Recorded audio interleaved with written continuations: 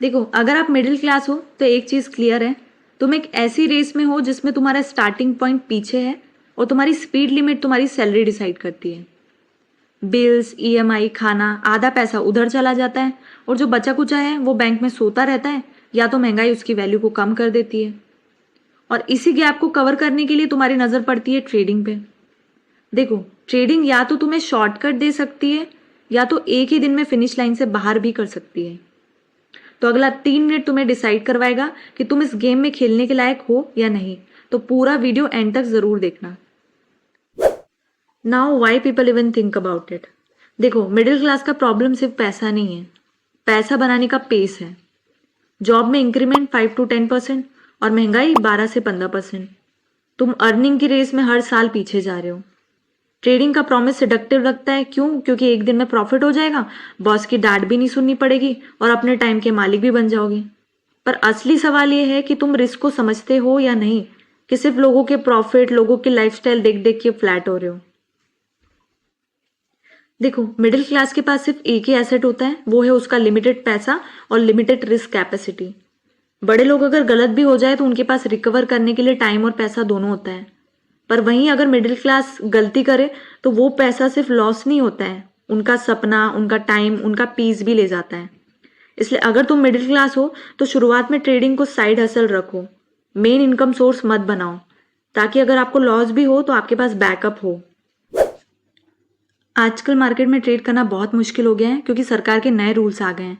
पहले क्या होता था, हर वीक एक नई एक्सपायरी होती थी, मतलब हर हफ्ते एक नया चांस होता था, छोटा कैपिटल मार्केट में लगा के छोटा प्रॉफिट बना सकते थे, कैश फ्लो भी तेज रहता था।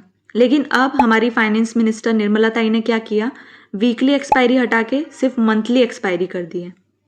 अब इसका सीधा मतलब एक महीने में सिर्फ एक एक्सपायरी होगी, जिससे अपॉर्चुनिटीज कम हो गई है, मार्केट का वॉल्यूम कम हो गया है और कैपिटल ज़्यादा टाइम तक मार्केट में फंसा रहेगा, जिससे आपका रिस्क का प्रेशर भी बढ़ जाएगा।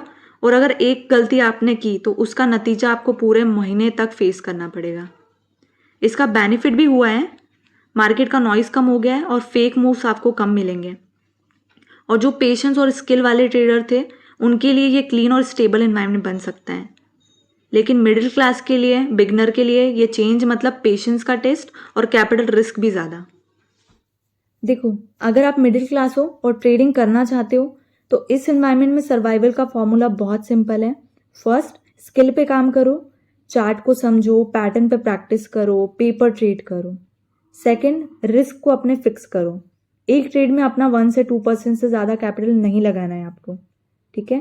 थर्ड है, ओवर ट्रेड नहीं करना है, हर दिन ट्रेड लेना ज़रूरी नहीं है और हर दिन जीतना भी ज़रूरी नहीं है, ठीक है। फोर्थ, पेशेंस रखो, मंथली एक्सपायरी का मतलब प्लानिंग होता है, ना कि इम्पल्सिव होना, ठीक है। देखो, मिडिल क्लास ट्रेडिंग कर सकता है, ज़रूर कर सकता है, पर आज के रूल में सर्वाइव वही करेगा जो सीखने में टाइम लगाएगा। स्किल के साथ तुम मार्केट को अपने फेवर में ला सकते हो, पर स्किल के बिना मार्केट तुम्हारा अकाउंट ज़ीरो करेगा। इसलिए स्किल सीखना बहुत ज़रूरी है और मैं यहाँ पे तुम्हें वो स्किल सिखाने वाली हूँ ताकि तुम इस रेस में पीछे ना रहो।